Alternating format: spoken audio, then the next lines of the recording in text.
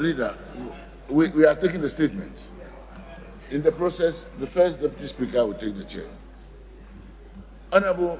Right Honorable Speaker, I am grateful for the opportunity to deliver this statement on the Ghanaian child and the issue of child marriage or early marriage. According to UNICEF report on State of the World's Children in 2016, 21% of girls in Ghana are married before they are 18 years. But the rate can be as high as 39% in the northern part of the country. Mr. Speaker, the report also indicates that 1 in 5 young women today were married before age 18, compared to 1 in 3 in the early 1990s. The 2018 UNICEF report on the child marriage indicates that across the globe, the levels of child marriages are highest in sub-Saharan Africa, where 4 in 10 young women are married before 18 years of age.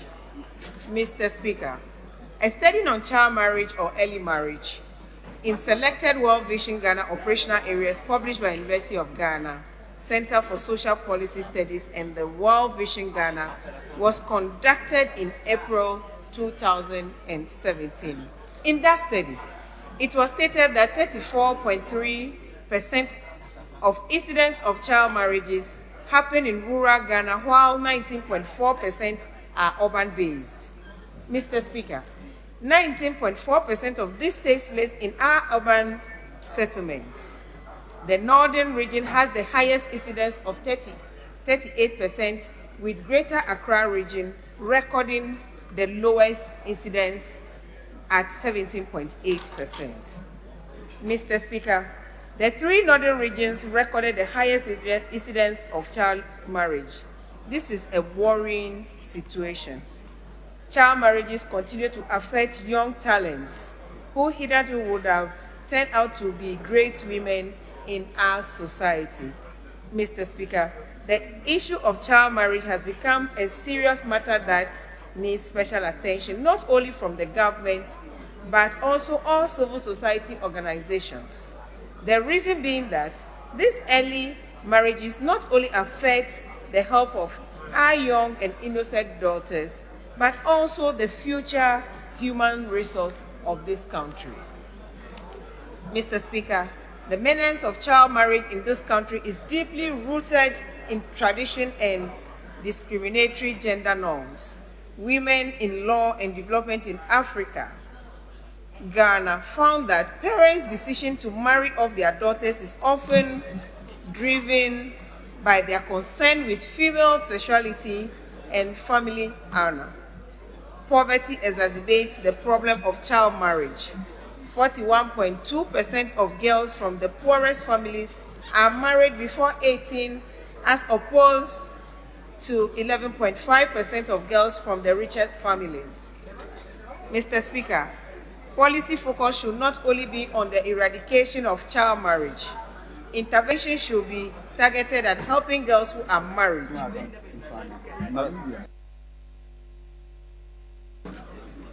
It is surprising, however, that many traditional leaders in our society still see child marriages as being customs and justify them. Mr. Speaker, if we as a society do not step up to fight against this atrocity against the girl child, the nation will risk the girl child's education, issues with the lack of basic needs of life, sexual and reproductive health, increased domestic violence issues, and other forms of psychosocial effects. Ghana is one of several countries that has translated international conventions and agreements that prohibits... Honourable member, hold on. Please, there's too much disorder in the House. Shall we have some order? Thank you, Honourable Speaker. I repeat the statement again. Ghana is one of the several countries that has translated international conventions and agreements that prohibits child marriage into national laws. The African Charter on the Rights and Welfare of the Child takes a firm stand against child marriages. Article 21(2) states that child marriage and the betrothal of girls and boys shall be prohibited. Article 16(2) of the Convention on the Elimination of All Forms of Discrimination Against Women states that the betrothal and marriage of a child should have no legal effect. Ghana has ratified both these international instruments.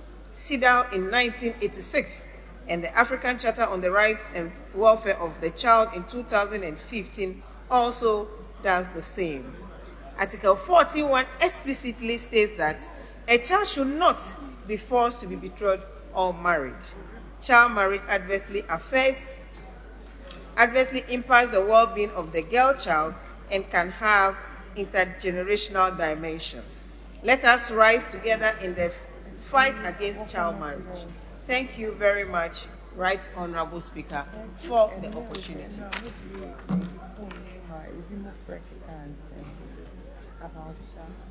Yes, Honorable Member for Afram Plains North. Yes.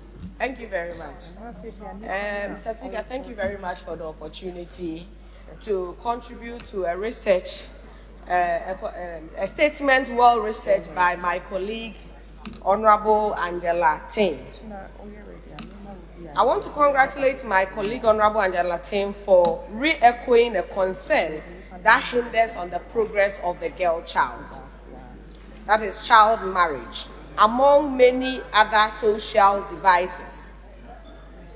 Mr. Speaker, child marriage is a Stone Age practice that is found among many traditions in Ghana. These practices were instituted as a means of solving many socio-economic difficulties within the families, such as trying to settle disputes among families, also using these women to protect the aged, also as a means of, curbing our poverty situation within our many homes. Mr. Speaker, studies have shown that these practices have hindered the progress of girl child in contributing to the economic development of our country. Mr. Speaker, over the years, governments have implemented various social intervention programs to curb some of these social menace.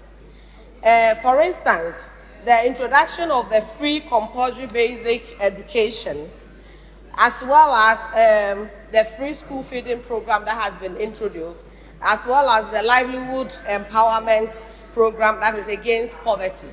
However, Mr. Speaker, you realize that most of these social intervention programs have ceased to actually solve the menace that most of these communities are faced with. The research in the statement indicates that this particular menace is found among very poor communities. We realize about 41% of the girls found in this kind of child marriage are from poor families, whilst 11.5% are among rich families. However, Mr. Speaker, you realize most of these social interventions do not directly affect the rural communities that are in need of this social intervention. For example, Mr. Speaker, I'd like to quote the 573 communities on the Afram Plains constituency without basic educational infrastructure. How do we expect that issues of child marriage will be solved or will be kept if the basic compulsory free education is not extended to some of these communities? Again, you realize that as many constituencies in the urban cities, such as in the Ashanti region in Greater Accra, these basic schools are benefiting from the school feeding program, whilst the schools that really need it, that is the rural communities, such as the communities on the island communities in Afram Plains, do not benefit from some of this social intervention. So with this, Mr. Speaker, I suggest that governments over the years or governments years to come should focus on communities or rural communities that really need such social intervention in order to curb some of this social menace. Thank you very much for giving me the opportunity.